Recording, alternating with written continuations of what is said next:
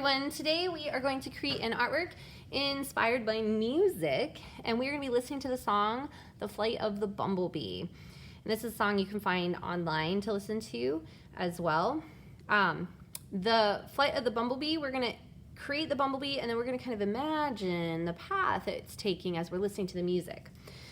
So to get started, we're going to draw the bumblebee first. So you'll need a paper. You can draw with a pencil. I'm going to be drawing with a black marker, so you're welcome to use a black marker instead if you want. You'll also want something to color with at the end. And then when those things are ready, we'll get started with the bee. So to draw the bee, you're going to be drawing the head first, which is, we're going to use a circle shape. You can put the bee kind of down in a corner somewhere.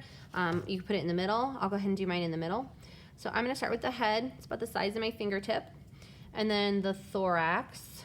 And then the third step here, I'm going to add the eyes. These are the complex eyes. And the antenna. And then here is the abdomen.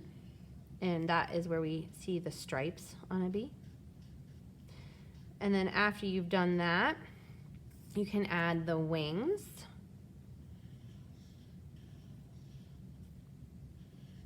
And then after you draw the wings, you can add the legs.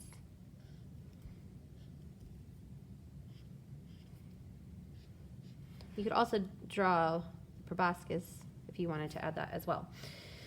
Now, once you're done drawing your bee, you are going to want to listen to the song. So you can find it online. I'm going to play it on my phone.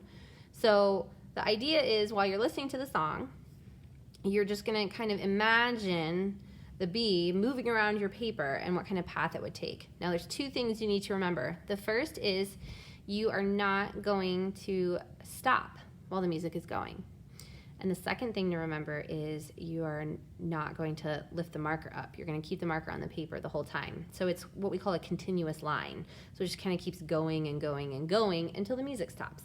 And I'll play about maybe 30 or 45 seconds of the song. All right. Here we go.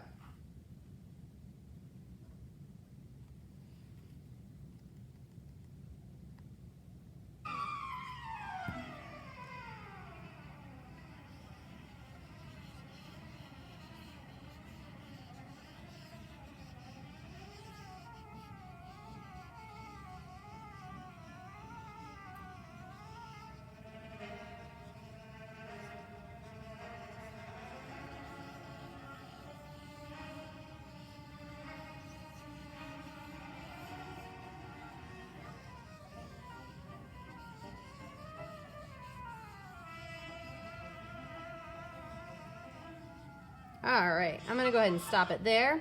So you get the idea. You're just kind of keeping your marker on the paper and sort of, or pencil, and kind of working your way around, imagining how that bee might be flying around based on the song that you're listening to. Now, when you're all done, you can use those spaces to color. It's kind of like a map of the flight of the bumblebee. And you can imagine that the bumblebee is traveling around maybe from flower to flower, trying to collect pollen if this is a worker bee.